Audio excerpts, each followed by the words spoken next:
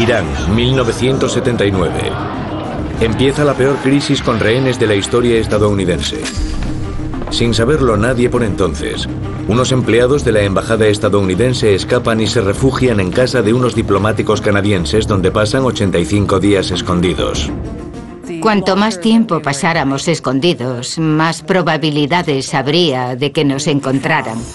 Cuando la Agencia Central de Inteligencia se entera de la huida de los estadounidenses, le encargan a uno de sus expertos en fugas, Tony Méndez, que los saque de Irán.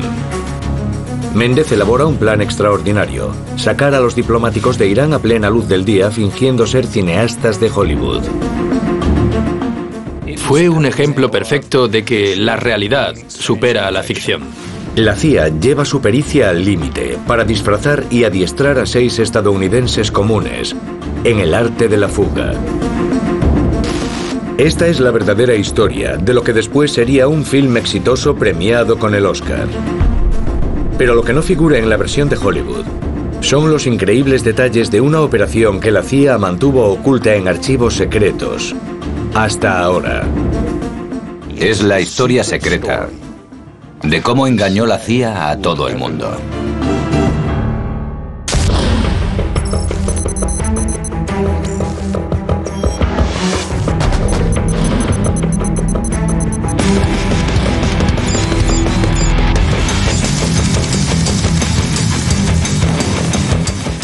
CIA al descubierto. Argo, la historia secreta. Sobre las 8 de la mañana del 4 de noviembre de 1979 en Teherán, miles de iraníes antiestadounidenses se manifiestan ante la Embajada de los Estados Unidos. Las manifestaciones contra los Estados Unidos son frecuentes. Irán sigue en plena revolución islámica y acusa a los Estados Unidos de ayudar al odiado dictador exiliado, el Shah Reza Pahlavi. Esta es una de las muchas protestas organizadas por estudiantes revolucionarios. Pero en esta ocasión es diferente.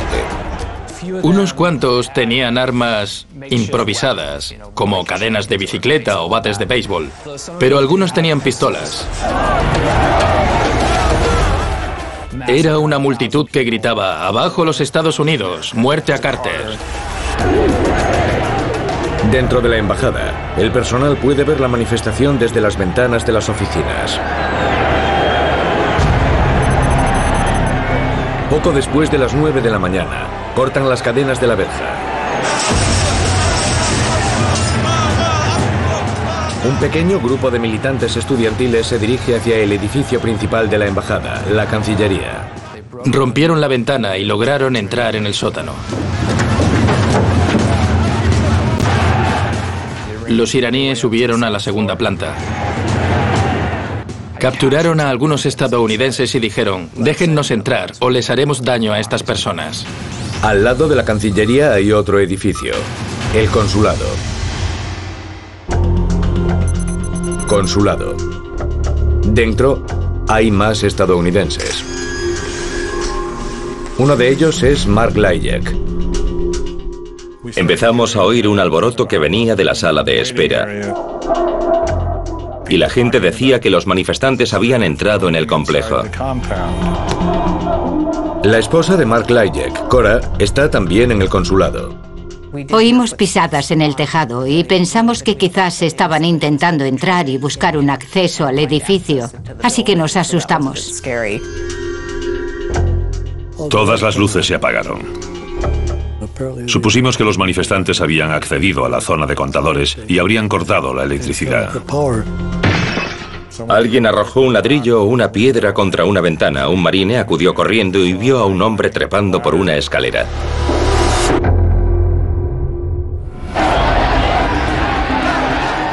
Los diplomáticos comprenden que toda la embajada está totalmente invadida por los manifestantes.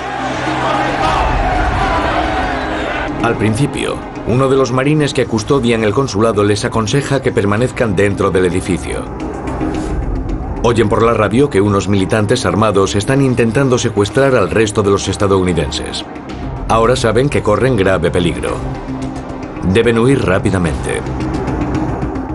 Comprendieron que la Cancillería había sido invadida y que no aguantarían mucho tiempo. Les aconsejan que vayan a la cercana embajada británica con ayuda de una guía local iraní. Así que se dirigen hacia una puerta lateral del consulado que da a las calles de Teherán. A solo unos pasos, hay miles y miles de aireados manifestantes iraníes.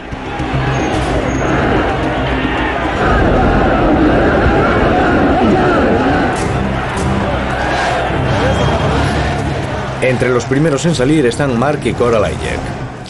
Cuando salí de la embajada estaba muy nervioso. Me sentía muy visible. Intentamos no llamar la atención y mezclarnos con la gente que iba por la calle. Fuimos alejándonos caminando despacio. A continuación, lo siguen Joe Stafford, su esposa Kathy y Bob Anders. Los 5 evitan a la multitud airada que ahora queda tras ellos y se dirigen hacia el suroeste, hacia la embajada británica, dirigidos por su guía iraní. La guía me detuvo, el resto del grupo también lo hizo y ella dijo: hay una manifestación, no podemos ir allí. Vimos la manifestación allí, así que decidimos no ir. Finalmente van al apartamento de Bob Anders. Se quedan allí, aterrados ante la idea de volver a las calles de Teherán.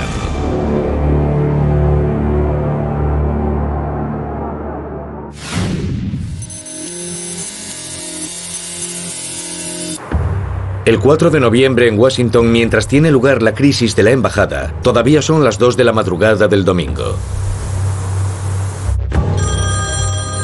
El Departamento de Estado empieza a recibir llamadas desde Irán.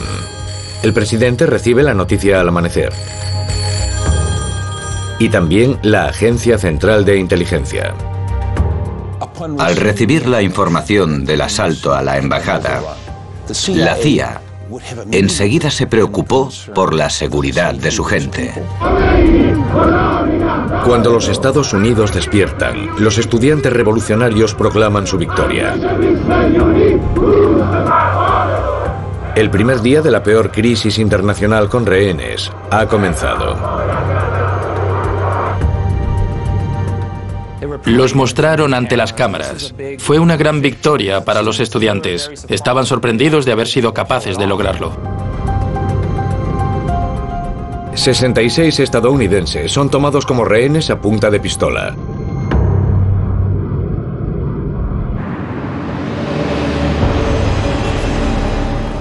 En este momento, la CIA no tiene ni idea de que un grupo de diplomáticos han escapado. Sabíamos que era una situación muy peligrosa. Lo que ocurre a continuación no sale en la película de Hollywood. 5 de noviembre de 1979, Teherán. Tras la primera noche ocultos, los huidos pasan varias noches tensas en 5 lugares distintos de Teherán. Entre ellos, la residencia del embajador británico. Esto tiene lugar durante 6 angustiosos días. Iban de casa en casa, día tras día. El momento de más miedo fue un miércoles o jueves por la noche. Los vigilantes pasaron toda la noche tocando el silbato cada 10 o 15 minutos. Teníamos los nervios de punta. Los 6 días que pasamos solos fueron aterradores. Los iraníes estaban practicando detenciones. Iban deteniendo poco a poco a los otros estadounidenses con los que estuvimos en contacto los primeros días y que aún estaban libres. Desesperados, no saben qué hacer. Bob Anders se acuerda de un amigo de la embajada de Canadá y lo llama. Se trata de John Sheardown. Bob dijo: no estoy solo, somos 5. Y John dijo que fuésemos todos. 10 de noviembre de 1979. 6 días después de salir de la embajada estadounidense a las calles de Teherán, los prófugos al fin llegan a la casa canadiense. Con sus compañeros estadounidenses retenidos a punta de pistola, ahora ellos son fugitivos buscados en Irán. Aterrados ante la idea de que los atrapen, sin saber qué hacer y agotados, solo tienen una esperanza: que la CIA los rescate. Me daba la sensación de que Washington nos había olvidado. Principios de diciembre de 1979, Washington, D.C. Un mes después de la toma de la embajada, el Departamento de Estado sigue sumido en la peor crisis con rehenes de la historia. No act has so galvanized the American public toward unity in the last decade as has the holding of our people as hostages in Tehran. Mientras en el Departamento de Estado buscan una solución para el problema, también se enteran de la huida de los 5 por comunicados enviados por funcionarios canadienses desde Teherán. El Departamento de Estado recurre a la CIA. 10 de diciembre, sede de la CIA, Washington, D.C. Una serie de comunicados secretos inmediatos llega a la mesa de un agente de inteligencia llamado Tony Mendez. Los comunicados inmediatos tienen la mayor prioridad, normalmente restringida a guerras o a datos de lo más urgente. Tony vio los comunicados en su mesa, todos con clasificación de inmediato, algo que no es habitual. Es más, según me dijo, hay agentes que no ven uno así en toda su carrera. Los comunicados hablan sobre los diplomáticos huidos. El 10 de diciembre, cuando Tony supo que había 6 estadounidenses atrapados fuera de la embajada, su mente se puso a trabajar de inmediato. Tony Mendez es un agente prometedor de la CIA. Ha hecho numerosas operaciones de rescate encubiertas, lo que la agencia llama exfiltraciones o extracción de activos de lugares peligrosos. Su trabajo era sacar gente de lugares conflictivos, rescatarla de zonas peligrosas. Tiene fama de ser un maestro del disfraz y trabaja en una sección especializada ultrasecreta conocida como OTS. La OTS es la Oficina de Servicio Técnico y son los que fabrican los artilugios de la CIA. En las películas de James Bond equivaldrían a la sección de Q, los encargados de equipamiento. Con la llegada de los comunicados urgentes, Mendez y la OTS recibirán la misión más difícil de su carrera.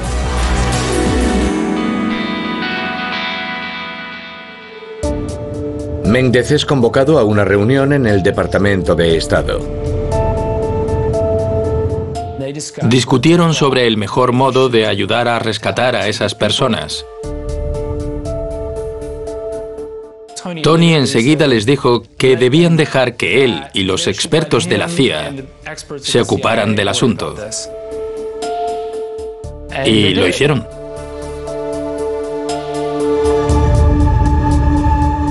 El rescate está ahora en manos de Mendez.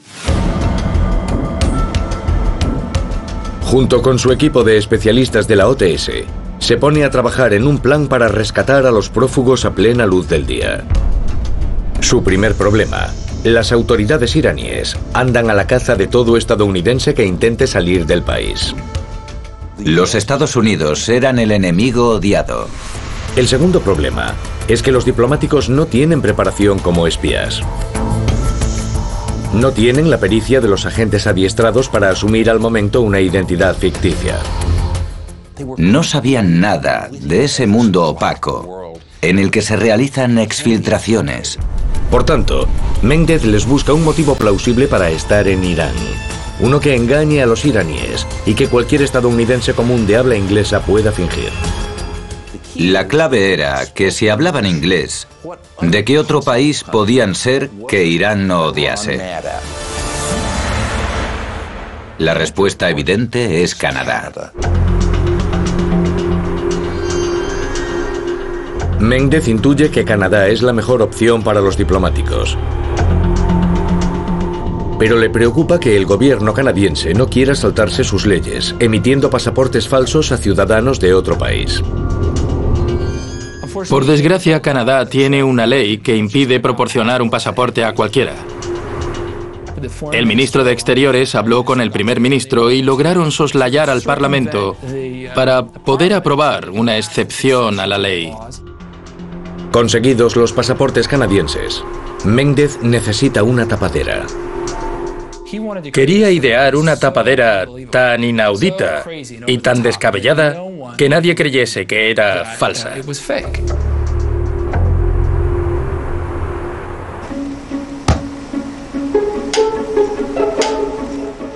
Tras interminables días y noches devanándose los sesos, a Méndez se le ocurre una idea.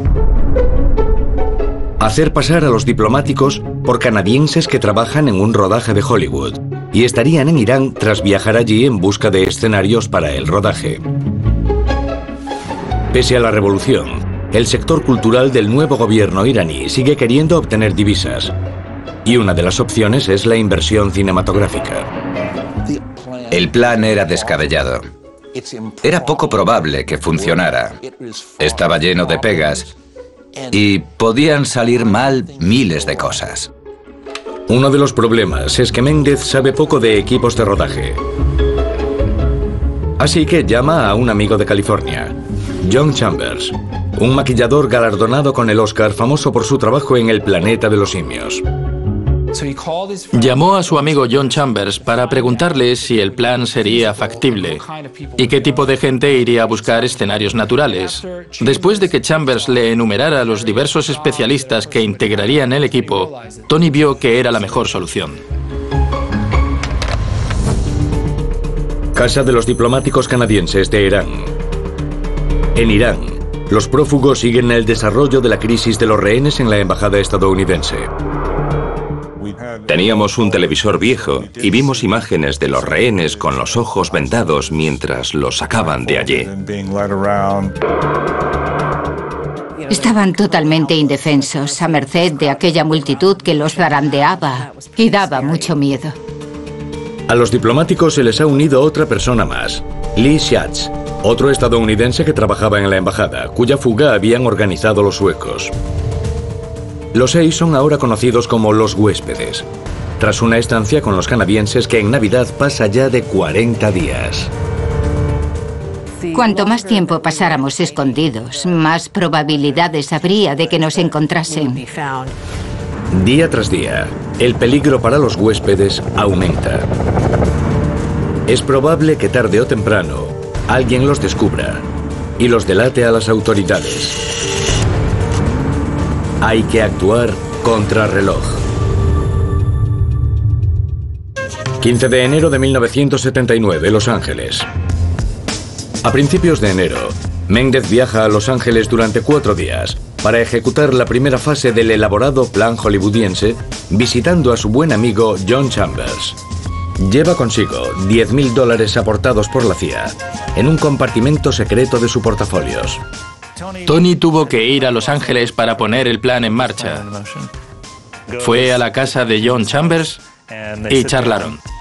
Méndez recurre a Chambers y a un compañero suyo, Bob Seidel, para que lo ayuden a crear desde cero una aparente producción hollywoodiense.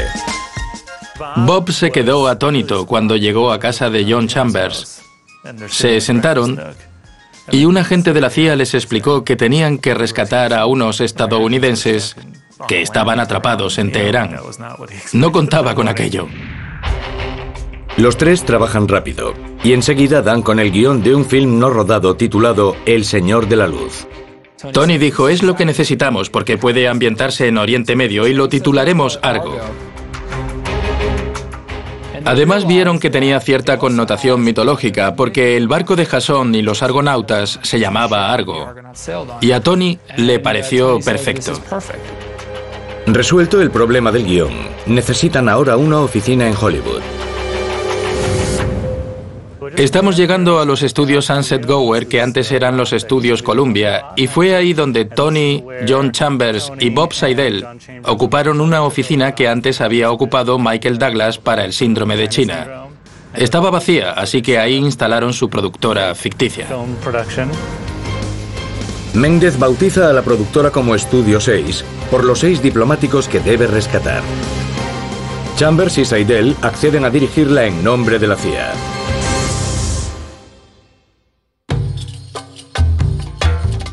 Mientras está en California, Méndez también se ocupa de las minucias de la operación, reuniendo lo que la CIA denomina complementos.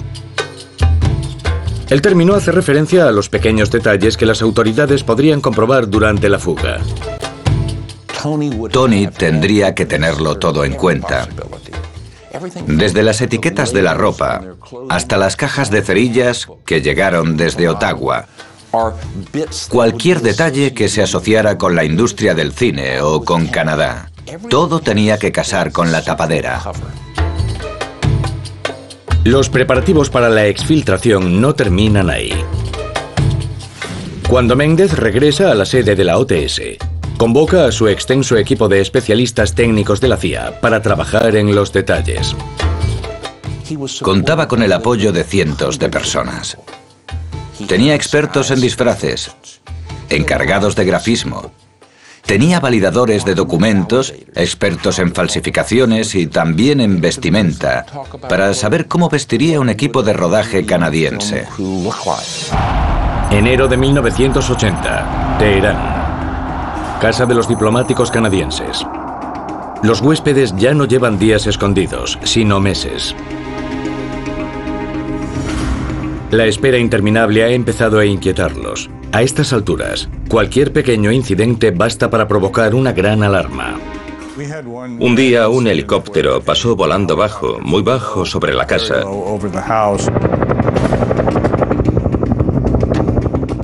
Y nos asustamos. Sufríamos una gran tensión, aunque estábamos en un lugar seguro. No hacía falta mucho para provocarnos una reacción de pánico, o como quiera llamarse.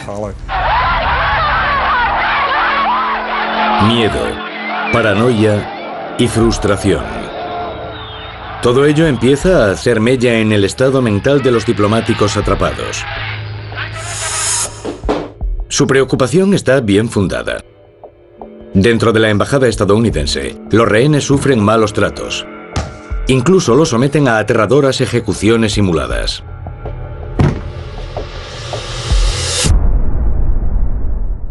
Pese a la presión, los huéspedes hacen lo posible por sobrellevar las interminables semanas ocultos. Y los ayudan sus anfitriones canadienses, los Sheardown. El ambiente familiar que crearon los Sheardown, los eventos sociales que organizaron por nosotros, nos ayudaron a llevar una vida lo más normal posible. Creo que John comprendió que para que no perdiéramos la cordura, podían hacer algunas cosas. Una de ellas era la rutina de la cena formal y la charla de sobremesa. Otra fue que organizaban fiestas para nosotros un par de veces al mes. Invitaban a gente de otras embajadas, por ejemplo a los neozelandeses y al embajador danés, que conocían nuestro caso. Todo ello para que tuviéramos relaciones sociales normales con gente de fuera de nuestro reducido círculo. Entre las ocasiones más memorables figuran una fiesta de Acción de Gracias y una de Navidad, celebradas en el suntuoso marco de la residencia oficial de John Sheardown. Por pura casualidad, los Sheardown habían llenado la bodega de bebidas, porque les tocaba organizar una de las fiestas habituales entre las embajadas extranjeras. Evidentemente no se celebró porque con la toma de la embajada se anuló todo. Pero los huéspedes contaban con esa abundante provisión de vino, licor, etc., así que a menudo celebraban pequeñas fiestas y bebían. No obstante, también había mucha tensión y hubo momentos difíciles en los que temieron que los descubrieran. Me sentía como si estuviéramos a bordo del Titanic y sin saber cuándo chocaríamos contra el iceberg. Pero al contrario que los pasajeros del Titanic, nosotros sabíamos que había icebergs y que era muy posible que cualquier día chocásemos contra uno. sin poder salir de la casa y viviendo a puerta cerrada. Los diplomáticos pasan las horas interminables como mejor pueden. No queda otra que esperar. John Sheardown tenía una gran biblioteca. Leíamos mucho. Yo leí 27 libros durante nuestra estancia. Y creo que Mark Elijek leyó el doble. Jugábamos al Monopoly, al Scrabble, al Bridge, y siempre estaba presente la preocupación de que pudieran atraparnos. Se volvieron algo paranoicos, no podían salir de la casa y a veces cuando llegaban visitas se encerraban en su habitación y se escondían debajo de la cama. Les preocupaba hacer ruido, cualquier cosa que pudiera llamar la atención. En Washington, la CIA también siente la presión. Méndez fija una fecha para la exfiltración, el 25 de enero de 1980. El riesgo es tan grande que en vez de enviar a otro agente, él mismo irá a Teherán. Elige a un compañero de nombre clave Julio, que habla persa, el idioma de Irán, para que viaje con él. La CIA también está en contacto con el embajador canadiense, Kenneth Taylor, que ha estado protegiendo a los huéspedes desde el principio. Méndez pronto se reunirá con ellos cara a cara, y su libertad pasará de las manos de los canadienses a las de los agentes de la CIA. Si todo sale mal y fracasa, entonces sus propias vidas también podrían estar en peligro. Viernes 25 de enero de 1980. 3 meses después del día de la huida, el agente de la CIA, Tony Méndez, y un compañero de nombre clave, Julio, llegan a Irán. La mayor parte de este tiempo, el embajador canadiense se ha comunicado en secreto con la CIA y sabe que vienen a Irán. Distrito diplomático, Teherán. Cuando llegan a la casa del diplomático canadiense, los huéspedes no tienen ni idea de qué esperar. Llegaron 2 hombres de gabardina, un detalle muy adecuado, por supuesto. Tony se presentó como Kevin Harkins. Había otro hombre con él, pero se quedó en segundo plano.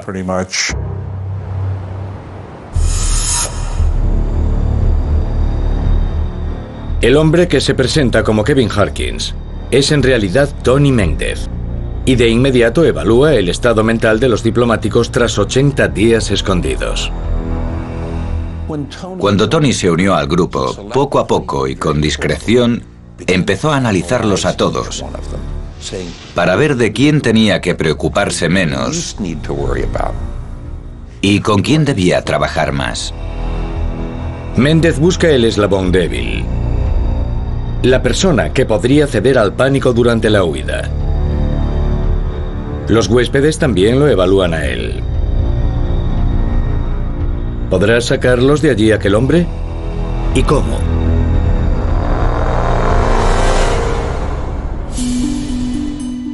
Cuando Tony nos explicó el plan, me gustó al momento. Tenía una oficina en Hollywood y todos teníamos tarjeta de visita. Aquí está la mía. El plan Argo impresiona a la mayoría de los huéspedes, pero no todos quedan convencidos enseguida. Admito que me sorprendió, porque no era una opción que se me hubiese ocurrido en aquellos 3 meses. La dificultad para Méndez es abrir la mente de los diplomáticos a un mundo nuevo e irreal de falsedades y apariencias. Deben acostumbrarse a interpretar a unos personajes que no existen más que a ojos de los iraníes. Así que Méndez les hace un pequeño truco de magia. Todo ello para hacerlos pensar en el engaño que tendrán que interpretar para poder escapar.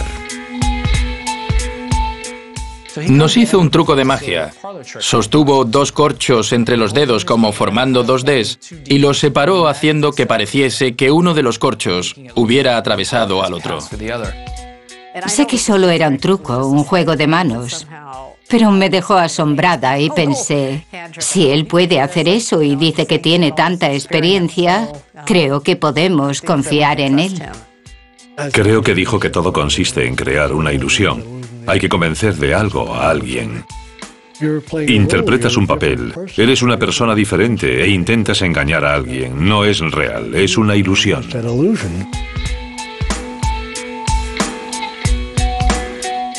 Son los primeros momentos que el maestro del disfraz pasa con los huéspedes. Se trata solo del inicio de los preparativos. Sabe que el plan hollywoodiense es difícil para unos civiles no acostumbrados a operaciones encubiertas. Aún así, Méndez les da sus alias, las personas que deberán interpretar el día de la fuga. A Cora Lajek le dicen que ya no es la mujer de Mark Lajek, sino la guionista de Hollywood Teresa Harris. Está claro que habían leído nuestros expedientes porque me pusieron de fecha de nacimiento la de mi madre y en mi año, o sea que eran datos que conocía. Y además fue al colegio con una mujer llamada Teresa Harris, que cumple años en la misma fecha que yo. No sé si fue casualidad. Sábado 26 de enero de 1980. Los agentes de la CIA, Tony Méndez y Julio, conducen por Teherán hacia la embajada canadiense. Allí, deben realizar una operación esencial para el plan: falsificar los documentos de viaje de los 6 diplomáticos. Observado por el embajador canadiense, Kenneth Taylor, Méndez falsifica los documentos de viaje. Debe crear constancia de la entrada de esas identidades falsas en Irán. Usaría varias herramientas. Por supuesto, usaría una lupa. Tendría un kit de falsificador. Y emplearía algo llamado puente de falsificador, que es un modo de apoyar las manos en el documento sin correr la tinta y que le permitiría añadir los últimos detalles. Si estuviesen demasiado perfectos, resultarían sospechosos, pero si estuviesen muy chapuceros, no resultarían creíbles. Para igualar la tinta usada por las autoridades iraníes, Méndez usa un tampón suministrado por la CIA. Pero se ha secado y no funciona. Y ahí entra en juego la creatividad de Tony. Va al mueble de las bebidas de Ken Taylor. Elige un whisky bastante fuerte. Vierte un poco en el tampón y sale todo perfecto. Domingo 27 de enero de 1980. Es el último día de los preparativos para la fuga. Mañana irán al aeropuerto de Teherán e intentarán huir del país. Pero Méndez y Julio no están seguros de que los huéspedes estén preparados del todo.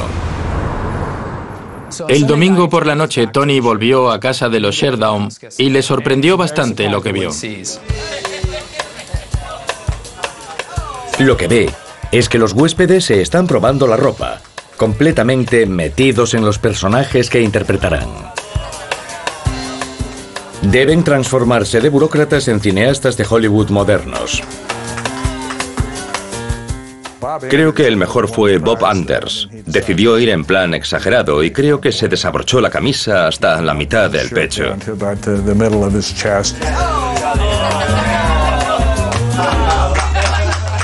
Bob tiene bastante pelo en el pecho, así que quedaba bien a la vista.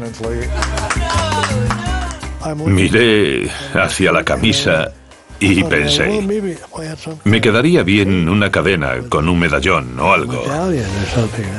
Quedaría muy hollywoodiense. Y me dije, sí, este es mi nuevo yo. Soy Robert Baker, que trabaja para Estudio 6.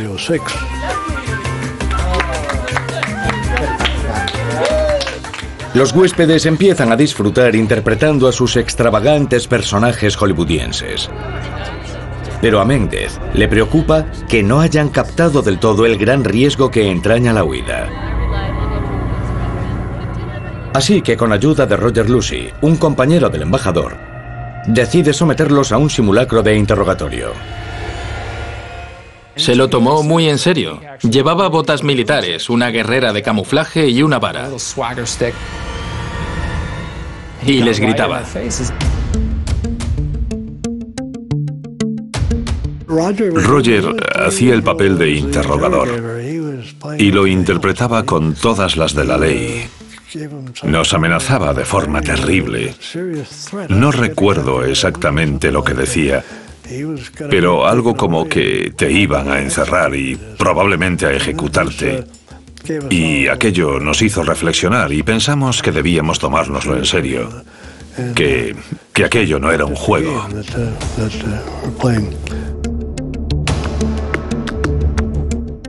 Creo que el fin era lograr que respondiésemos rápido, sin tener que pensar. Las respuestas debían estar en nuestra cabeza y teníamos que recordarlas de inmediato. Y creo que el método funcionó.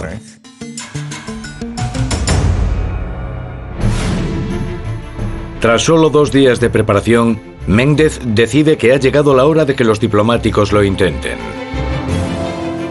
Si acierta, podría ser su billete de salida, pero si se equivoca, su libertad e incluso sus vidas podrían estar en peligro.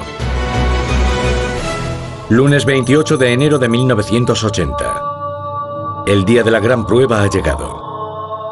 En cuanto el grupo entre en el aeropuerto, ya no habrá marcha atrás. Era el momento de la verdad. Una apuesta a vida o muerte. Aeropuerto de Teherán, 4:30 de la madrugada.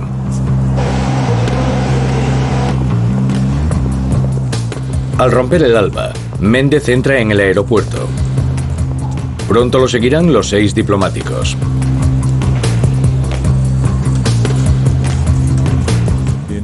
El impacto inicial al entrar en un lugar muy iluminado, después de estar ocultos durante 3 meses, fue algo tremendo.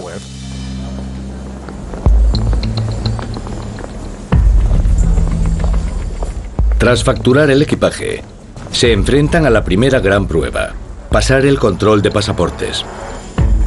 Pero desde el primer momento parece que todo podría ir mal. Lee Schatz se separa de los huéspedes y del plan acordado. Lee estaba ante el mostrador, algo nervioso, y empezó a mirar alrededor con gesto preocupado. El funcionario de aduanas mira la foto del pasaporte de Lee Schatz. Se fija en el bigote. Cree que puede ser alguien distinto. El funcionario de inmigración lo miró y miró la foto, comparando ambas imágenes. Luego cogió el pasaporte y se fue a una sala.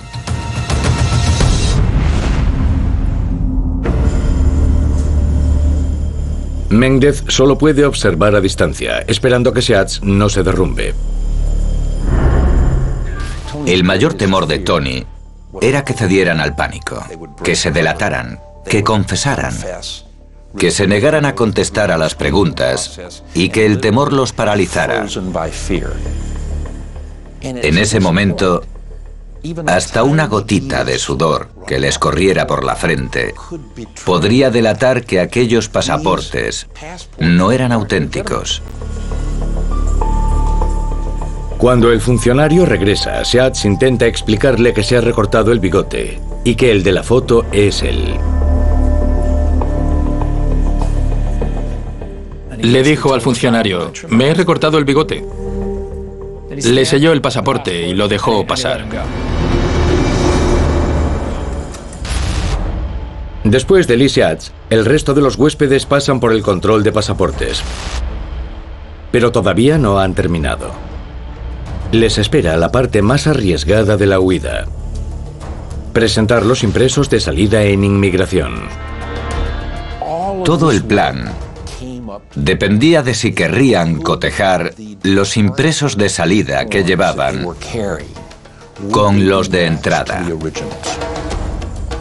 Los impresos blancos, en teoría cubiertos al entrar en Irán, pero que los prófugos no tienen, deben coincidir con los impresos de salida amarillos que Méndez ha falsificado. Si a los funcionarios se les ocurría cotejar los 2 impresos, todo se iría al garete. Es un riesgo que Méndez debe correr. Si alguno de los 6 hubiese flaqueado, además de haberlos arrestado, es probable que a Tony lo hubiesen matado. Te sientes impotente. Cuando llegamos al mostrador de inmigración, no había nadie. Cora se asomó y gritó. Pero nadie acudió, así que gritó de nuevo, y un hombre con cara de sueño salió llevando una tetera. Posó la tetera, cogió nuestros pasaportes, sacó las tarjetas, nos devolvió los pasaportes y ni siquiera nos miró. Le dimos las gracias y nos dirigimos a la sala de embarque. Los 6 diplomáticos salvan la etapa crítica. El funcionario apenas mira los impresos amarillos que Méndez ha falsificado. Los huéspedes ahora se reúnen en la sala de embarque, esperando a que anuncien su vuelo. Pero entonces surgen malas noticias. Sentimos informarlos de que el vuelo 363 de Swissair tiene retraso debido a problemas mecánicos. Siempre surge algún imprevisto. Y ocurrió en ese momento. Retrasaron el vuelo. El retraso hace que las probabilidades de que los descubran aumenten. Minuto tras minuto. Los guardias revolucionarios de élite que Méndez había esperado evitar entran a hora de servicio. Están adiestrados para andar a la caza de espías. El retraso obliga a los diplomáticos a mantener sus disfraces tal vez durante horas. Te sientes impotente y eso hace que el tiempo se te haga eterno. No sabían si la Guardia Revolucionaria los habría descubierto, si estarían revisando los documentos o si estarían cotejando otros impresos. Lo que preocupa a Méndez es cuánto lograrán mantener la farsa antes de que se delaten. Y si aguantarán el tipo ante los temibles guardias revolucionarios.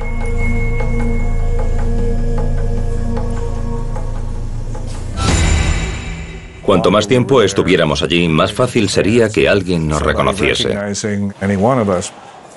28 de enero de 1980, sobre las 7 de la madrugada. El retraso del vuelo ha dejado expuestos a los prófugos. Kathy, Joe y Cora Layek tienen más motivos para preocuparse que los demás. Al trabajar en la sección de visados del consulado y tratar con iraníes a diario, sus caras son conocidas. Podrían ser identificados en cualquier momento. Kathy, Joe y yo habíamos trabajado en la sección de visados. Me preocupaba que por casualidad alguien del aeropuerto nos reconociese. No hablábamos mucho, estábamos más bien callados. Habíamos hecho todo lo posible, solo queríamos salir de aquella sala y subir al avión. La presencia de los guardias revolucionarios que ahora entran de servicio hace que la tensión aumente. La sala de embarque se estaba llenando. A lo largo del día fueron llegando más y más guardias revolucionarios y empezaron a acosar a la gente. Mientras esperan, Méndez ve que los guardias revolucionarios paran a otros pasajeros y los interrogan. Buscan a iraníes que intentan sacar riquezas del país, pero también empiezan a fijarse en los extranjeros.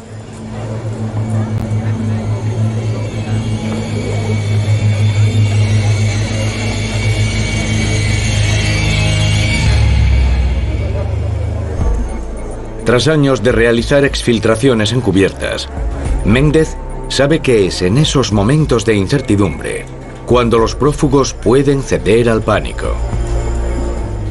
Ya han empezado a cometer algunos errores. Méndez está en tensión. Una de las personas del grupo no quería irse. Le parecía que abandonábamos a los rehenes. Y no llegó a meterse de lleno en el plan y en su papel. De hecho, cuando pasamos a la sala de espera, me llamó por mi nombre verdadero, Cora. Mark y yo nos alejamos de esa persona y decidimos mantenernos a distancia de ella. Otro error es que uno de los huéspedes coge un periódico iraní escrito en idioma persa autóctono. Sería bastante improbable que un cineasta de Hollywood hiciera algo así. Sería justo el gesto delator que un guardia revolucionario adiestrado estaría buscando. Tony se le acercó y le dijo: deja el periódico, no deberías saber hablar persa ni leerlo. Y él le hizo caso. Méndez no puede permitir otro error. Con solo una mirada de un guardia revolucionario en un mal momento, todo se iría abajo. Durante el retraso, Tony solo podía hacer una cosa para calmar los temores de los 6: mostrarse tranquilo.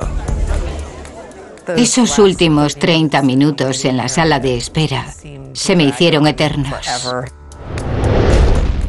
Cada minuto pasaba muy despacio. Cuando miraran hacia él, no podían ver pánico. No podían ver miedo, sino una actitud normal, templada, confiada. Si nos midieran la presión sanguínea en esos momentos, sería muy alta. Los momentos en el aeropuerto fueron muy tensos. Y lo único que quería era subir al avión, nada más.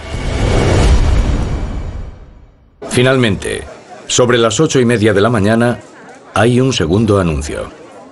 Pasajeros del vuelo 363 de Swissair a Zúrich, por favor, vayan a la puerta de embarque. Al fin oyen el anuncio de embarque del vuelo de Swissair. Nos sentimos aliviados al subir al autobús rumbo al avión. Empezamos a creer que a lo mejor todo salía bien, que podríamos conseguirlo. Mientras se van, no hay persecución policial dramática por la pista. El vuelo 363 despega sin más incidentes.